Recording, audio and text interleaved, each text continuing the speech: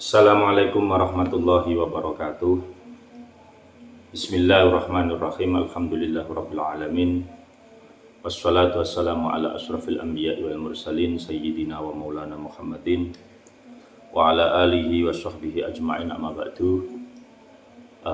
Anak-anakku, siswa-siswi Madrasah Ibtidaiyah Raudhatul Huda yang saya banggakan, kita lanjutkan ngaji kita sebagai kegiatan Ramadan 1446 Hijriah, kitab Fasolatan. Pada kali ini kita sampai di bab Arkanus Shalah. Kalau kemarin sudah dijelaskan Pak Imam syurutus sihhatis shalah, sekarang kita lanjutkan Arkanus Shalah. Bismillahirrahmanirrahim. Rukun-rukune sholat. Rukun-rukune sholat iku ono 13. Jadi rukunnya sholat versi kitab Fasolatan komplit ini ada 13. Setunggal niat ing dalem ati, dene ngucapake niat kelawan lisan iku sunnah.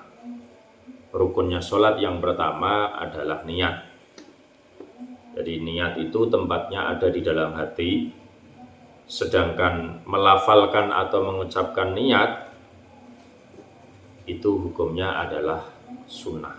Artinya ketika anak-anak sholat tanpa usolli fardhol maghribi, katakan tanpa itu, tetapi di dalam hatinya ketika sudah Allahu Akbar, bersamaan Allahu Akbar ini di dalam hatinya adalah niat menyengaja untuk melaksanakan sholat maghrib, katakan itu sudah sah tanpa harus usolli fardhol maghribi sampai akhir.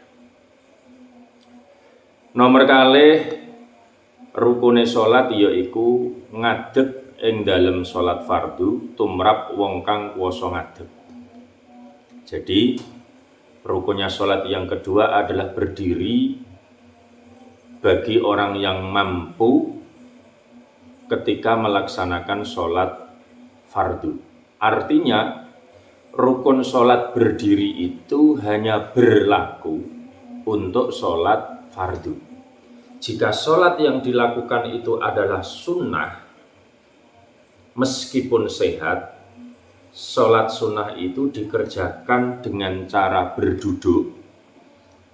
Kok dengan cara berduduk ya? Dengan cara duduk itu tidak masalah, sholatnya tetap sah, karena rukun sholat berdiri itu hanya untuk sholat fardu. Berdiri pun itu diwajibkan bagi orang yang mampu. Dene yen uzur sebab loro, yen ora kuwasa ngadeg kena kelawan lungguh. Jika tidak kuat berdiri karena sakit atau karena ada penyebab yang lain yang mengharuskan atau yang tidak memperbolehkan dia berdiri, maka sholat fardu itu boleh dikerjakan sambil duduk. Ora kuwasa lungguh. Nah, sekarang kalau tidak mampu duduk, maka kelawan turu miring dengan tidur berbaring. Dengan tidur berbaring. Ketika dengan tidur berbaring yen isih ora kuwasa, tidur berbaring pun tidak mampu, iya turu melumah, maka sholatnya dengan cara tidur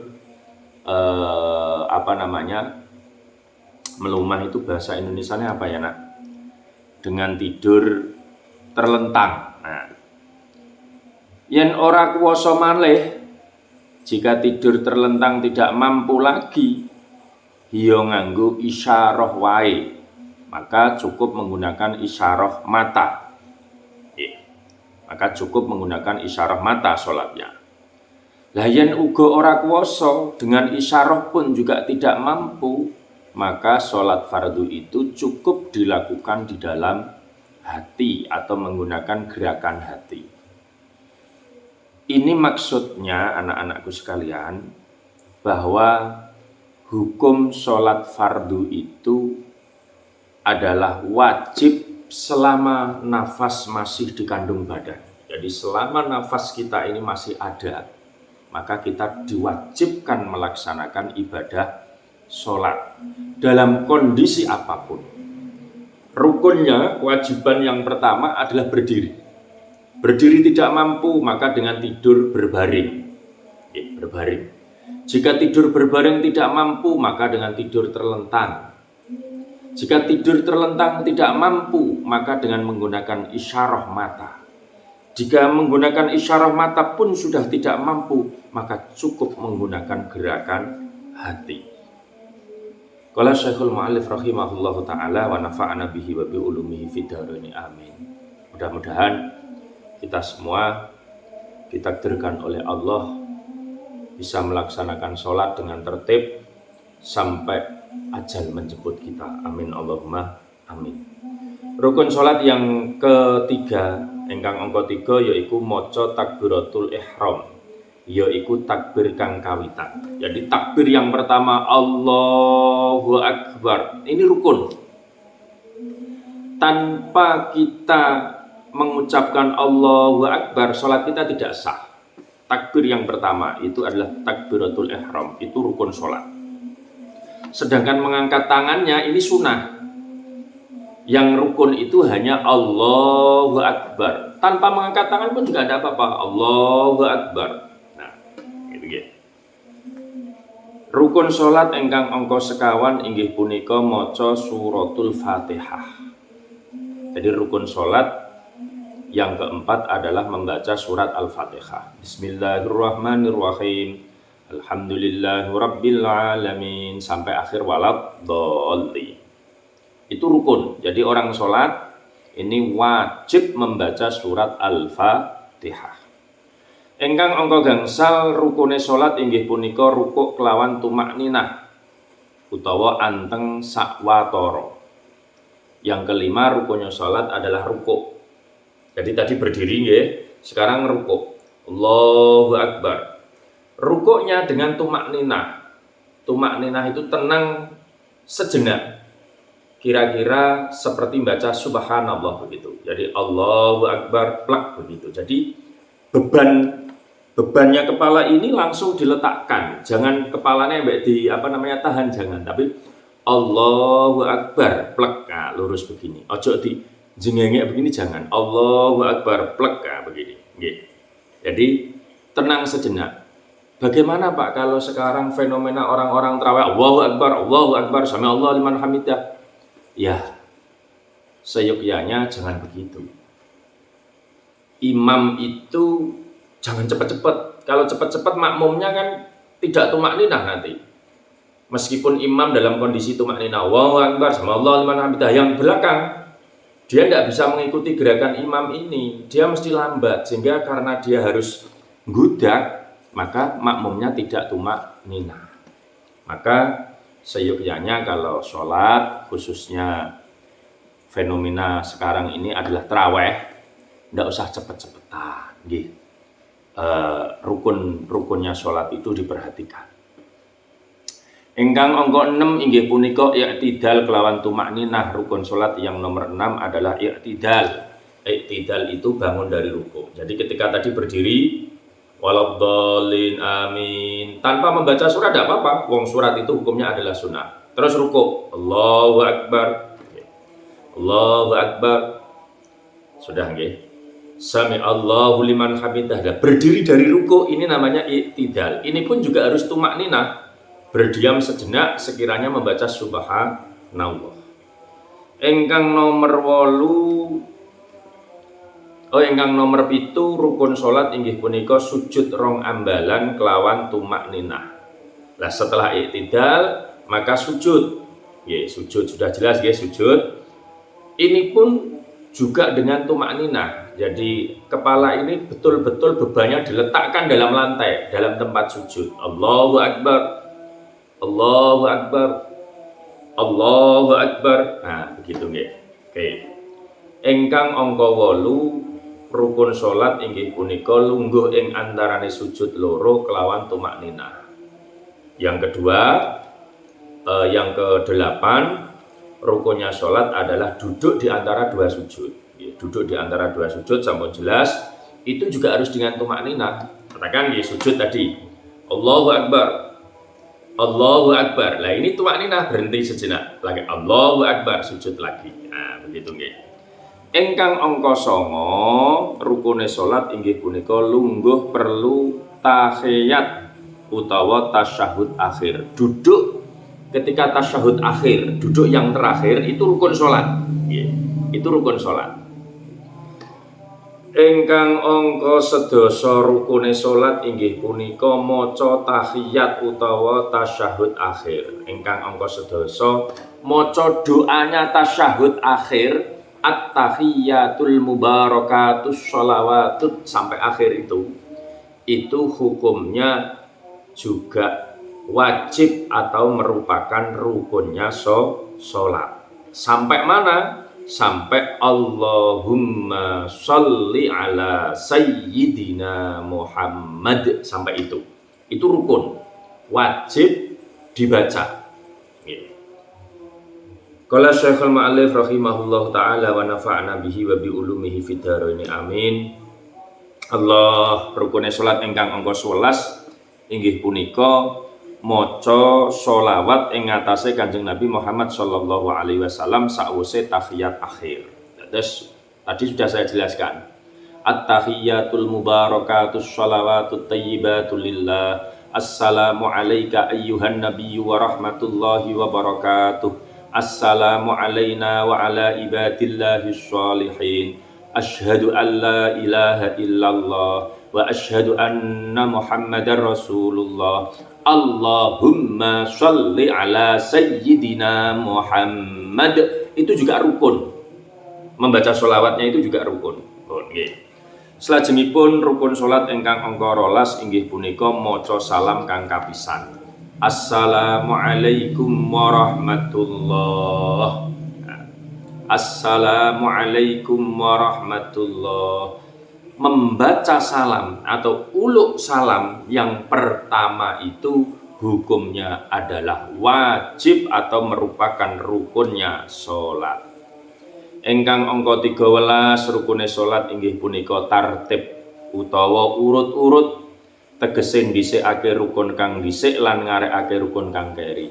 Rukun-rukun mulai takbiratul ihram sampai dengan membaca salam tadi dilaksanakan secara berurutan. Itu namanya tertib. Rukun-rukun kang jumlahe 13 ing dhuwur iku kena diperinci dadi 2 werna. Jadi rukun salat yang jumlahnya 13 tadi bisa dikelompokkan menjadi 2 jenis atau 2 kelompok. Yaiku rukun kang bangsa penggawean utawa rukun fi'li lan rukun kang bangsa pengucap utawa rukun qauli. Jadi dikelompokkan menjadi 2 kategori. Kategori rukun fi'li yaitu rukun yang merupakan bentuk pekerjaan. Sedangkan yang kedua adalah rukun qauli, rukun-rukun yang berupa ucapan yang harus ucapkan. Kang kalebu rukun penggawean yaiku niat. Jadi yang termasuk rukun fi'li atau rukun yang berupa pekerjaan adalah niat, berdiri, ngadeg, rukuk, i'tidal, sujud, lungguh ing antarane sujud loro, duduk di antara 2 sujud, lungguh tahiyat akhir, duduk tahiyat akhir, dan tartib. Itu rukun fi'li. Dene kang kalebu rukun pengucap yaiku takbiratul ihram, Al-Fatihah, tahiyat akhir, maksudnya doa tahiyat akhir, sholawat ing atase Kanjeng Nabi sallallahu alaihi wasallam lan salam kapisan. Sedangkan yang termasuk kategori rukun qauli atau rukun-rukun yang berupa ucapan yaitu takbiratul ihram, membaca surat Al-Fatihah, tahiyat akhir doanya, terus membaca sholawat untuk Kanjeng Nabi Muhammad sallallahu alaihi wasallam dan salam yang pertama. Perlu diweruhi bedane syarat lan rukun. Perlu diketahui apa toh perbedaan syarat dan rukun. Syarat yaiku perkara-perkara kang wajib tur tetep tumeka sak rampunge. Syarat itu adalah segala sesuatu yang wajib ada sejak mulai akan menjalankan ibadah tersebut sampai selesainya ibadah itu syarat. Dene rukun iku, hiya wajib nanging pedhot-pedhot. Sedangkan rukun adalah segala sesuatu yang wajib dilakukan di dalam atau ketika sudah melaksanakan ibadah, akan tetapi terputus. Maksudnya terputus itu tidak seterusnya begitu. Ya, contoh tadi takbiratul ihram, Allahu Akbar, gitu. Ketika Allahu Akbar sudah cukup itu rukunnya. Baru kemudian membaca rukun lagi surat Al-Fatihah. Setelah surat Al-Fatihah bisa diselai membaca surat pendek sunnah. Terus nanti kita rukun lagi, ya kan? Setelah rukuk kita membaca doanya rukuk, ini hukumnya sunnah. Terus kita berdiri i'tidal, ini rukun lagi. Nah, ini yang dimaksud kalau rukun itu bisa putus-putus, ini maksudnya seperti itu. Nah, anak-anakku yang saya banggakan, barangkali kesempatan kali ini cukup. Jadi kesimpulannya rukunnya sholat ada 13. Kenapa kita harus belajar ini? Kitab Fasolatan ini terlihat kitabnya kecil, tetapi ini banyak manfaatnya sebagai dasar agar ibadah dasar kita ini benar-benar sesuai dengan syariat Allah yang telah ditentukan. Maka jangan bosan-bosan untuk murojaah, untuk belajar kembali. Terkadang kita itu teledor. Kita belajar yang macam-macam, tetapi yang dasar-dasar tidak kita pelajari. Padahal ini adalah sesuatu yang keseharian harus kita lakukan. Padahal ini adalah sesuatu yang menopang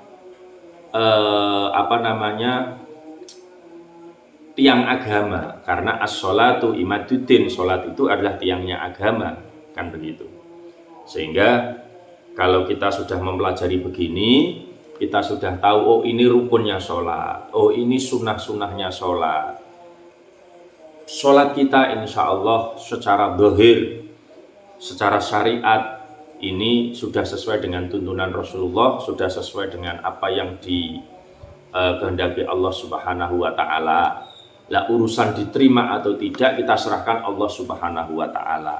Setidaknya kita melaksanakan sholat ini sudah berusaha untuk sesuai dengan ajaran-ajaran yang telah diajarkan oleh Rasulullah dan diajarkan oleh ulama-ulama salaf. Wal afu minkum. Wassalamualaikum warahmatullahi wabarakatuh.